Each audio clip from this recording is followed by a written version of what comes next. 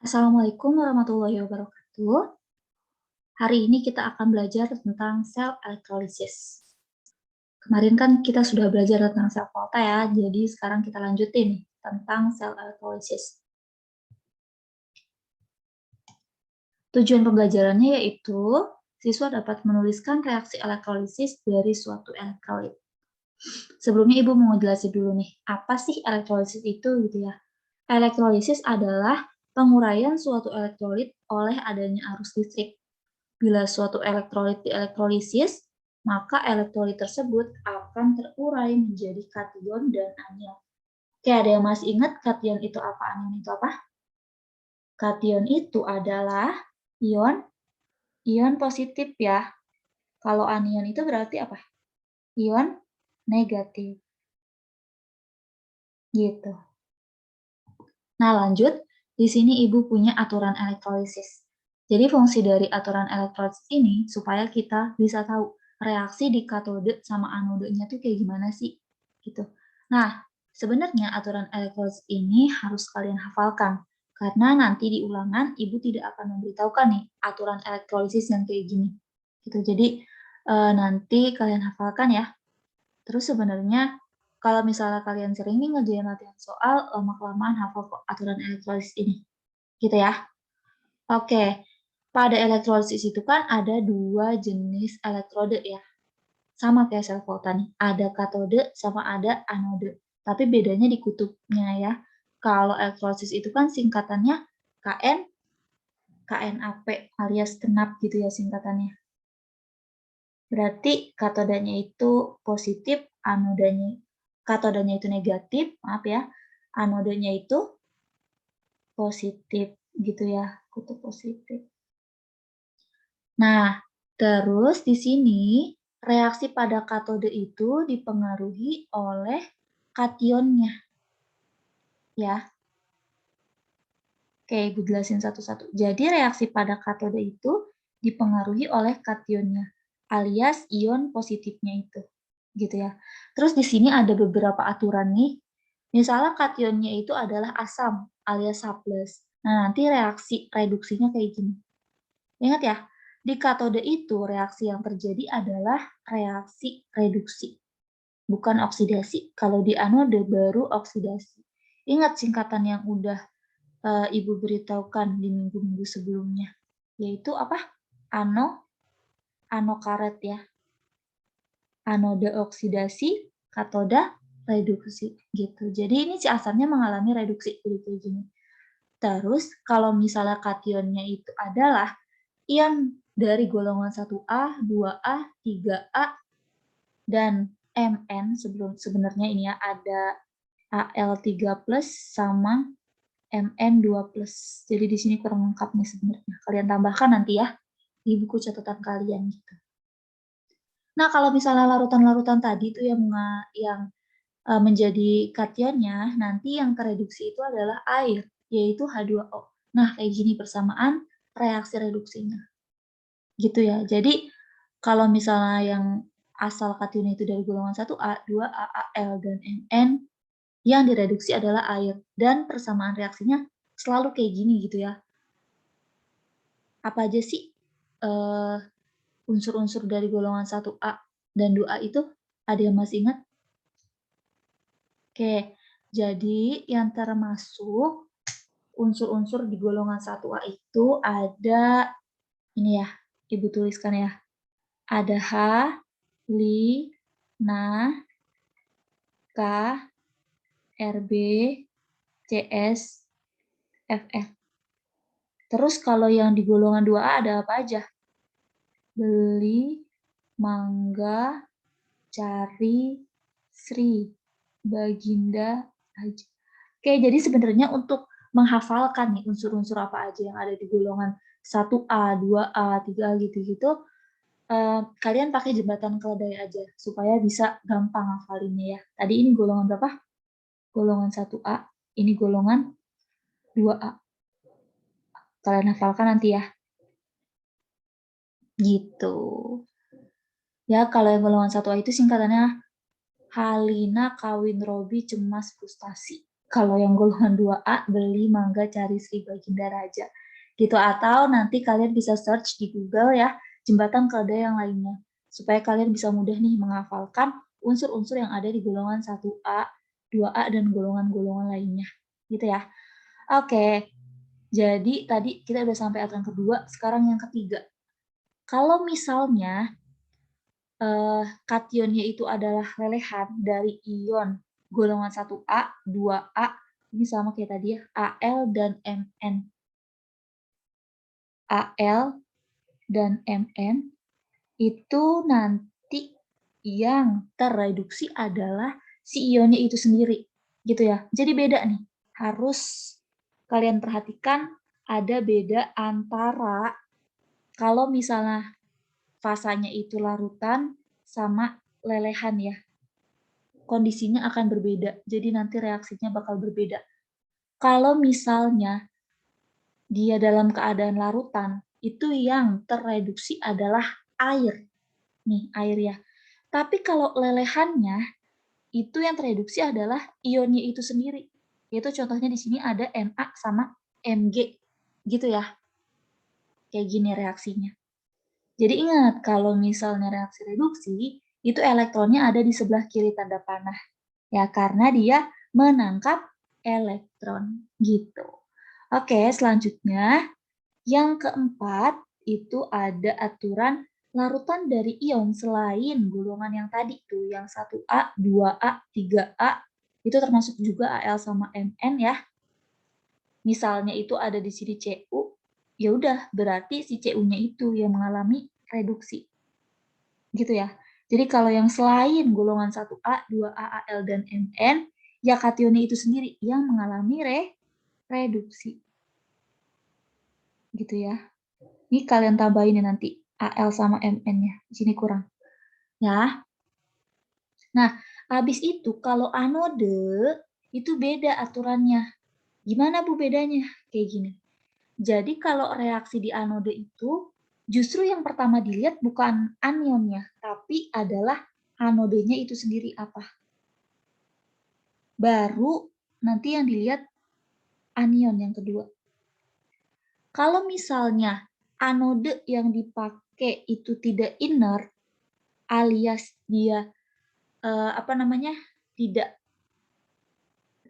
tidak kan kalau inert itu kan artinya tidak bereaksi. Jadi kalau tidak inert itu artinya dia ikut bereaksi gitu ya. Kalau tidak inert itu artinya dia ikut bereaksi.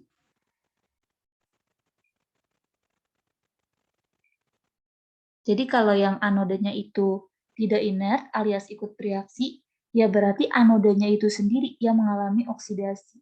Contohnya di sini Cu sama Zn.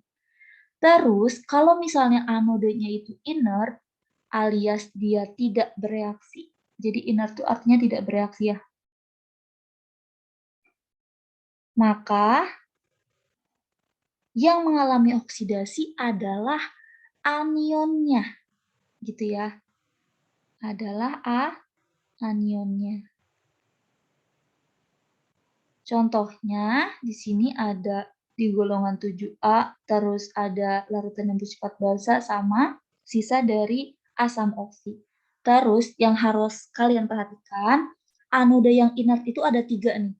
PT, AU, sama C.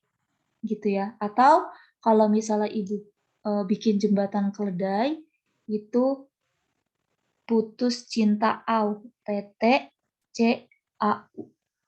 Gitu ya. Biar kalian gampang aja sih ngapalinnya. Nah, jadi kalau misalnya nanti yang diketahuinya itu anodenya atau elektrodenya PT, C atau AU, nanti yang mengalami oksidasi itu adalah anionnya itu apa? Gitu. Jadi kalau misalnya Ibu punya larutannya itu NaCl, berarti kan anionnya apa? Anionnya kan Cl-. Ya berarti nanti si Cl- ini yang mengalami oksidasi. Gitu ya. Oke, terus di sini aturan yang pertama dari yang inert itu, larutan yang mengandung ion halida, itu nanti si ion halidanya itu yang mengalami oksidasi. Halida itu kan golongan 7A. Ada yang masih ingat golongan 7A terdiri dari apa aja? Oke, Ibu ingetin ya. Jadi golongan 7A itu terdiri dari fluor, klor, brom, iod, astatin. Gitu ya. Atau nanti kalian bisa buat singkatan atau jembatan keledainya Fans Club Barcelona ikut atraksi. Gitu ya. Ini adalah golongan 7A. Ya, nanti kalian hafalkan ya. Kayak gini nih, persamaan reaksi reduksinya. 2X, X ini adalah ion halida gitu ya, menjadi X2 ditambah 2 elektron. Atau kalau misalnya kita contohin di salah satunya nih, misalkan ada Cl ya. Itu berarti 2Cl- menjadi Cl2 ditambah 2E alias 2 elektron. Gitu ya. Tapi kalau anionnya itu dia bersifat basa, contohnya misalnya apa nih? NaOH gitu ya misalnya. Kan dia ada OH-nya. Ya kan, dia maksudnya yang jadi anionnya itu OH-. Ya berarti nanti yang mengalami oksidasi si OH- itu sendiri. Nah, persamaan reaksi oksidasinya kayak gini. 4 OH- menjadi 2H2O ditambah O2 ditambah 4 elektron. Gitu ya. Oke, lanjut. Yang ketiga, itu ada aturan ion dari sisa asam oksi. Jadi ada OO-nya, ada oksigennya gitu ya. Contohnya di sini SO42-, NO3- dan sejenisnya tidak dioksidasi. Tetapi yang dioksidasi itu adalah airnya. Makanya di sini persamaan reaksi oksidasinya itu dari air. Gitu ya. Oke, contoh senyawa yang mempunyai sisa asam oksi apa misalnya? Coba apa? H2SO4, ya, karena dia ada SO4 2-nya. Terus apa lagi selain itu? HNO3, ya. Terus apa lagi? NiSO4, gitu, dan lain-lainnya. Sih banyak. Gitu. Di sini bisa juga ya CO32- itu tambahin deh. CO32- atau karbonat. Oke, kita lanjut ya ke contoh soal nih. Oke, contoh soalnya, tuliskan reaksi elektrolisis dari larutan NaCl dengan elektrode grafit. Gitu. Nah, ini Ibu sengaja ya, masih menyisipkan aturan elektrolisisnya supaya kita bisa gampang ngerjain soalnya. Gitu. Karena kan ini bukan ulangan ya, masih latihan-latihan biasa aja gitu. Nah, yang perlu diperhatikan dari sini apa? Apa sih larutannya atau lelehannya? Terus elektrodenya itu apa? Gitu. Anodenya itu apa sih? Gitu. Ya. Terus yang perlu kalian perhatikan di sini, ini kan yang diketahui elektrode. Ya kan? Elektrode itu kan terdiri dari apa? Katoda dan anoda. Nah, berarti kalau misalnya diketahui di soalnya itu elektrode, berarti katoda sama anodanya itu sama. Gitu ya, sama-sama grafit. Grafit ini itu maksudnya adalah karbon sebenarnya. Cuman nama lain dari karbon itu grafit gitu ya. Nah, terus larutannya apa? Larutannya adalah NaCl. Nah, ini juga yang perlu digarisbawahi nih.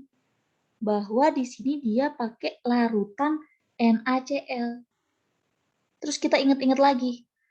Kalau si NaCl itu kan sebenarnya dia kationnya Na gitu ya. Dia kan dari golongan 1A. Tapi dia di sini bentuknya larutan. Berarti kita pakai aturan yang nomor 2 atau 3 kira-kira? Nomor 2 ya, yang 2 ini. Karena kan tadi rasanya apa? Larutan, bukan lelehan. Jadi kita pakai yang ini nanti. Gitu ya. Bukan pakai yang lelehan. Karena kalau di sini lelehan, pakainya itu aturan yang ketiga. Gitu ya. Jadi harus teliti. Dia itu fasanya larutan atau lelehan. Oke, kita coba jawab ya. Pertama yang harus kita tulis adalah reaksi ionisasi dari larutan atau lelehannya itu. Di situ kan NaCl. Ya udah berarti tulis NaCl gitu ya. Menjadi kalau terionisasi jadi apa? Na+ ditambah Cl-. Ya, gitu. Nah, terus baru nih kita identifikasi kationnya apa, anionnya apa gitu. Kationnya kan Na+. anionnya Cl-, gitu ya. Terus elektrodenya tadi C, ya kan? Nah, karena dia pakai elektrodenya alias anodenya itu C, berarti dia pakai elektrodenya yang inert atau enggak inert? Inert ya, karena tadi yang inert itu ada 3, yaitu C, PT, dan AU. Berarti dia tuh masuknya inert. Gitu. Nah, sementara kita analisis itu dulu tuh. Kalau baru ngelihat soal. Gitu ya. Nah, habis itu baru nih kita tuliskan reaksi di katodanya seperti apa dan di anodanya itu seperti apa. Kita tulis yang pertama reaksi di katodanya dulu ya. Biar gampang. Karena kalau katoda itu dia hanya bergantung pada jenis kationnya aja. Kalau anode kan kita harus lihat dari anodenya itu dulu, baru katode gitu ya. Oke, ini sementara tulis kayak gini dulu, katode, habis itu anode. Nah, tadi kan kalau anode itu bergantung pada jenis kationnya, ya kan? Nah, kationnya di sini Na+, terus dalam keadaan larutan. Berarti kan tadi pakai aturan yang nomor 2. Oke, kalau gitu berarti yang tereduksi adalah air. Berarti tinggal kita tulis aja nih, ngikutin yang ini berarti, ya kan? Gimana? 2H2O, terus ditambah 2 elektron, menjadi 2OH-, terus ditambah H2, gitu ya. Nah, terus kalau di anodenya, ingat anode itu pertama dipengaruhi oleh jenis anodenya itu apa? Ya, anodenya kan C, tadi inert. Berarti kalau inert, nanti yang teroksidasi adalah si anionnya itu. Ya, anionnya tadi apa? Cl- kan ya. Oke, berarti yang teroksidasi adalah si Cl-. Gimana persamaan reaksi oksidasi dari Cl-? Kita ngikutin yang ini nih. Ya, ikutin yang ini. Berarti gimana? 2 Cl- gitu, terus menjadi Cl2 ditambah 2 elektron. Kayak gini. Nah, kalau kita udah tahu nih gimana reaksi di katode sama anode, langkah yang selanjutnya harus kita lakukan adalah melihat apakah elektron di sebelah kiri sama sebelah kanan udah setara atau belum, udah sama atau belum gitu elektronnya. Ternyata udah sama ya, sama-sama ada 2 nih elektronnya. Berarti tinggal kita coret aja nih si elektronnya, karena udah sama. Coret, coret, gitu ya. Nah, kalau udah sama kayak gini, berarti tinggal kita apain? Kita jumlahkan nih. Kayak gini ya. Oke, berarti tinggal turun-turunin aja. Yang ini nggak usah ya, yang ini nggak usah diturun-turunin yang ini yang atas. Tinggal yang warna hijau sama warna biru aja, gitu ya. Berarti gimana? 2H2O, terus ditambah 2Cl- menjadi 2OH- ditambah Cl2. Gitu ya. Oke, kalau udah, kita lanjut ya ke contoh soal selanjutnya. Maaf, ini ditambah H2, kurang H2-nya ketinggalan ya. Nih, ada H2, harus ditulis semua. Oke, kita lanjut ya ke contoh yang selanjutnya. Di sini, yang kedua yaitu tuliskan reaksi elektrolisis dari lelehan MgCl2 dengan elektrode PT. Oh, kita harus lihat nih, ternyata bentuknya adalah lelehan. Itu ya, bukan larutan. Terus dia MgCl2 elektrodenya adalah PT. Gitu. Ya, oke. Biar gampang kita tulis dulu deh reaksi ionisasi si MgCl2 tuh kayak gimana. Gitu ya. Tulis MgCl2 di sini. MgCl2 kalau terionisasi jadi apa?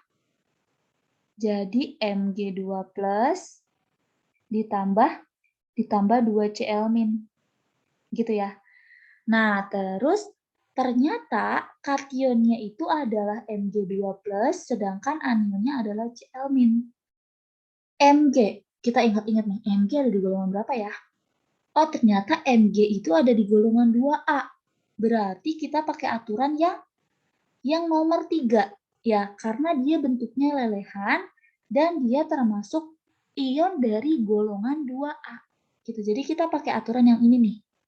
Buat nulis reaksi reduksi di katodanya. Yang ini berarti ya.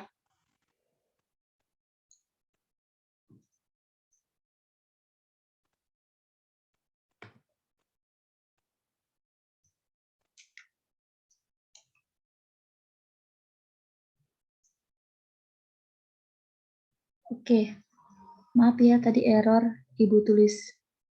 Nah, gini ya tadi ke ini. Berarti kita gimana tadi? Nulisnya yang aturan ke-3. Oke, berarti kita tulis nih katodenya. Itu adalah yang ini ya, Mg2+ ditambah 2 elektron menjadi Mg. Ya, karena yang tereduksi adalah Mg-nya itu sendiri gitu ya. Makanya di sini Mg2+ plus 2M jadi Mg.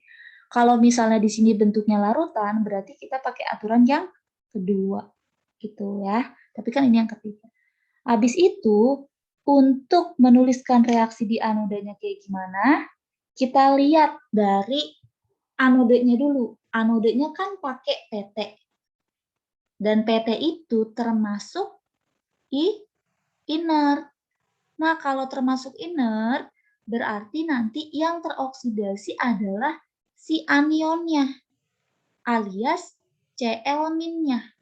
Gitu ya, berarti sama tuh, kayak yang tadi nomor 1, kayak yang ini ya. Berarti kita tulis nih di sini, anionnya itu, reaksi di anodanya anionnya ya, kayak gini.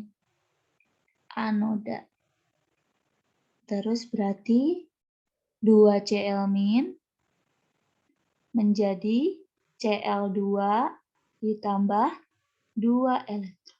Gitu. Nah, terus langkah selanjutnya apa? Kita lihat elektronnya udah setara atau belum. Oh, ternyata udah, karena udah sama-sama 2.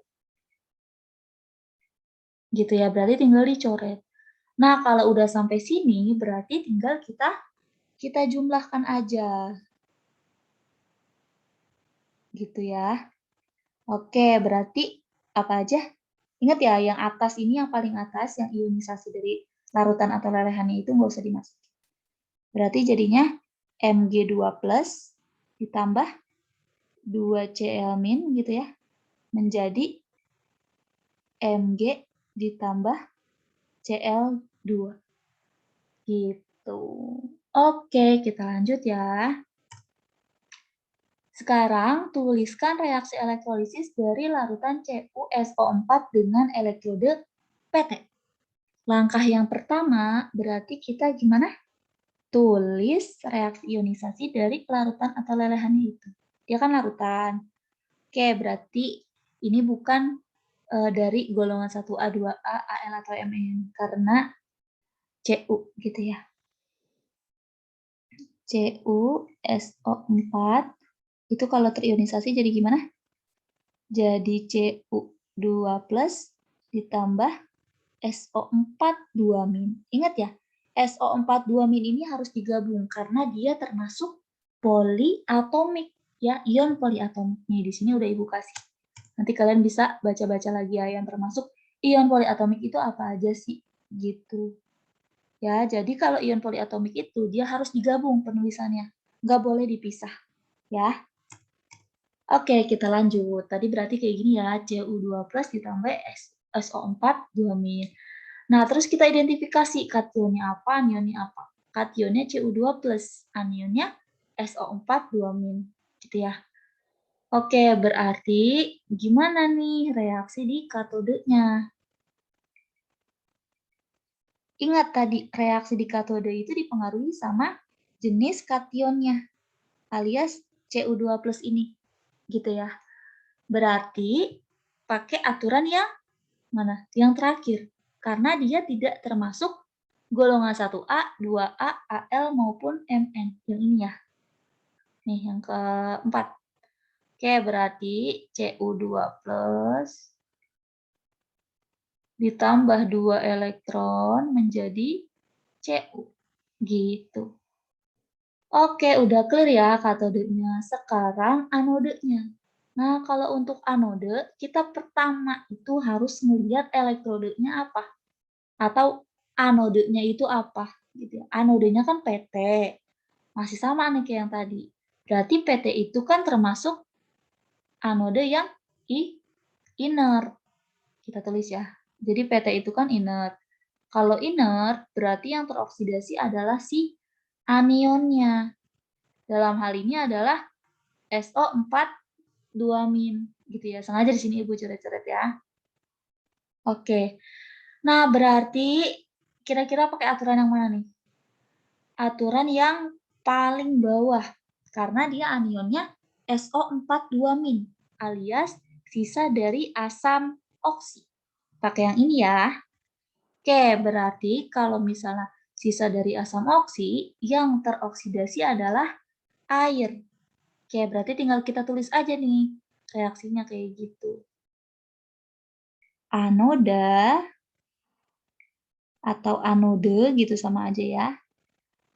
Itu reaksinya 2H2O menjadi 4H+ ditambah O2 ditambah 4L.